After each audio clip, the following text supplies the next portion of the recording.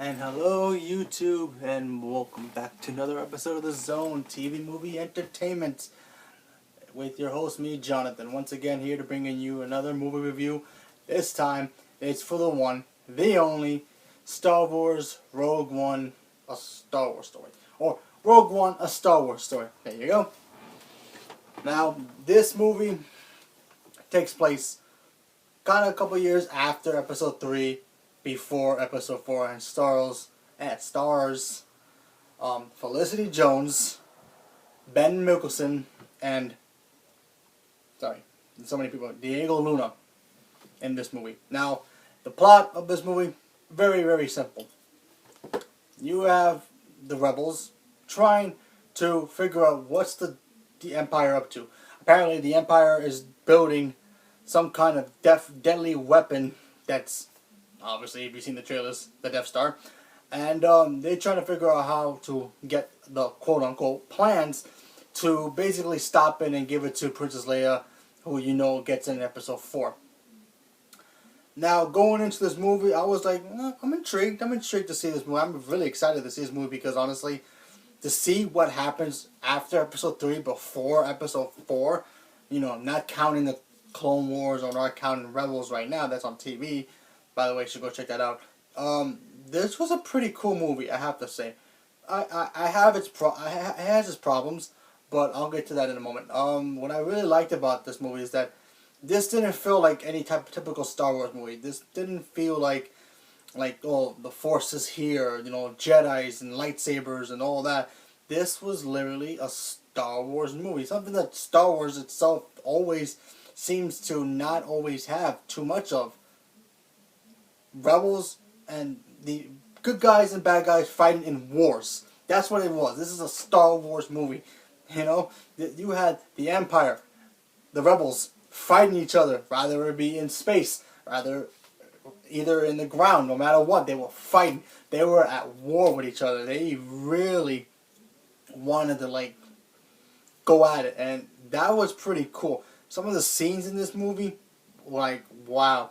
I never saw things like this happen in a Star Wars movie. I mean, you had moments in this movie for me felt like I was watching an actual war movie, you know? Like a Saving Private Ryan or The Patriot or Braveheart, something like that in a combined but in Star Wars universe.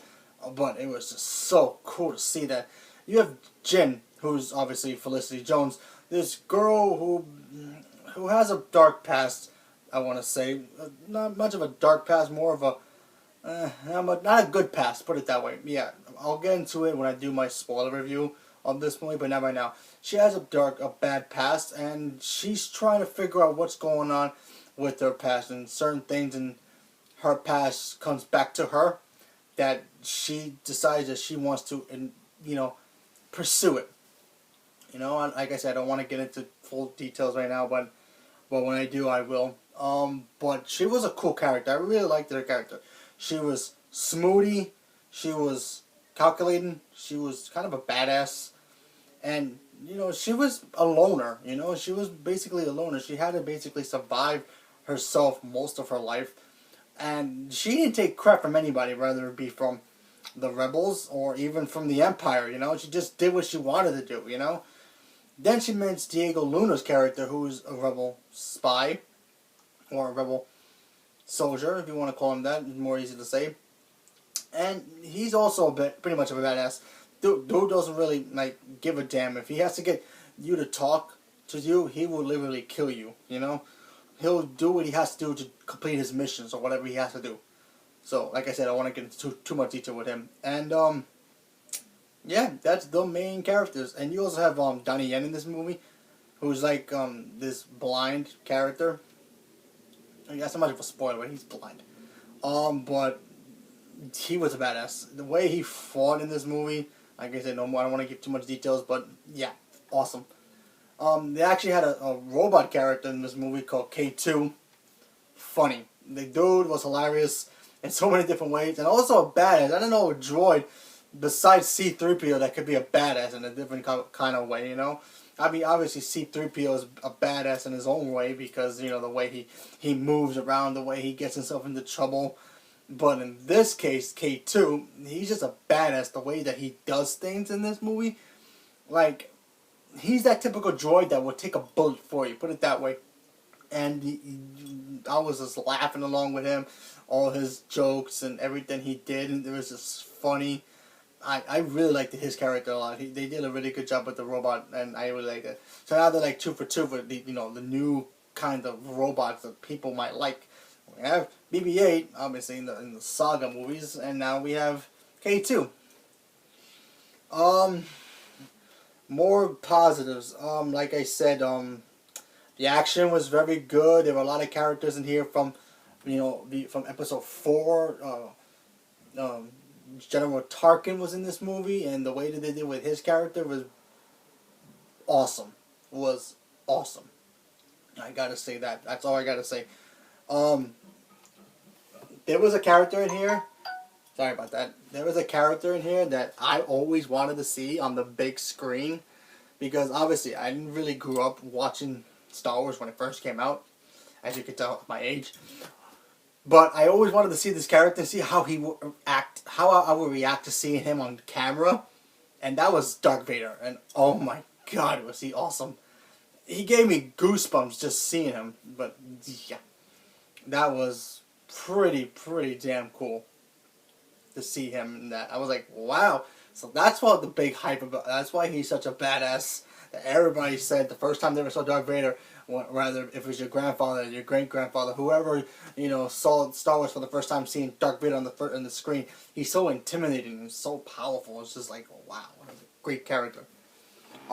This movie does have some negatives. I'm not gonna lie. I'm not gonna say that this movie's great, because it's actually, in my opinion, it's not.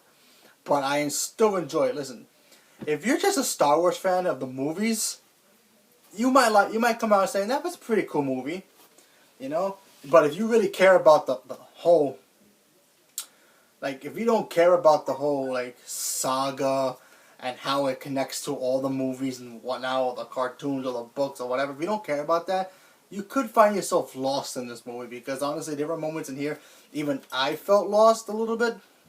Because there are certain pacing issues with the first act of the movie. I felt was a little slow here, and certain characters in the movie felt a little too CG. I was just like, certain angles with them were a little bit too on the like, oh, I could have done better with that character. Like I said, I'm gonna go more into detail when I talk about it in my spoiler review. But yeah. There were certain moments in the movie I was like, oh, come on, just wrap it up. There were certain characters they had that, nobody cared about. I personally didn't really care about. I know there were certain characters in the movie that were actually in the cartoon that were way better in the cartoon. They just didn't really, I felt they didn't really handle them really well in the movie. I felt Forrest Whitaker's character in the movie was kind of wasteful, and he's a character who's actually in Clone Wars. And yeah, I thought he was a lot better in Clone Wars. His characters handled better. But that's just my opinion. That's just my opinion on it, because honestly, I know the cartoon. I know where these movies are going. But if you're just a fan of the movies and you really don't care about connective tissue, you might get lost here. But like I said, it does hold up to what Episode 4. This really does connect to Episode 4 in a big way. You come out of this movie, you're going to be like, wow, I want to see Episode 4 now. Then you put it in your mind together, the movies together, like, wow, that's a great, like, long movie, They probably will make that as a movie one day. So, let's see what happens. But yeah, but if I have to grade this movie, I'm gonna give it a 7.5% out of 10. I liked it a lot for what it was. But like I said, there were certain moments in the movie I felt like they could have done better.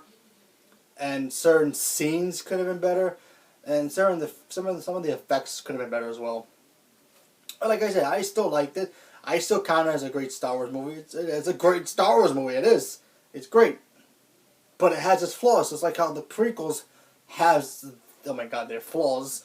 But you know what? For lack of effort, this is a movie that they weren't sure they should make this movie, because there are a lot of questions here, like, I don't know, like, did they really need to make this movie? Because, you go back and watch the original Star Wars, you're like, do I really want to know how they get the Death Star plans and whatnot, and why does it connect to this?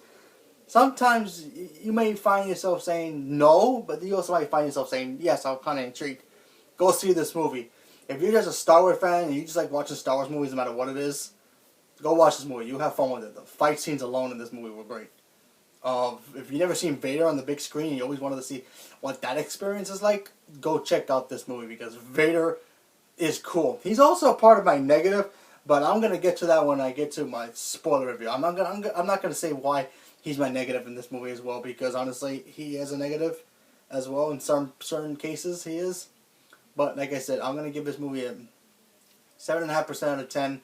I really liked it for what it was. It was cool, but it could have been better.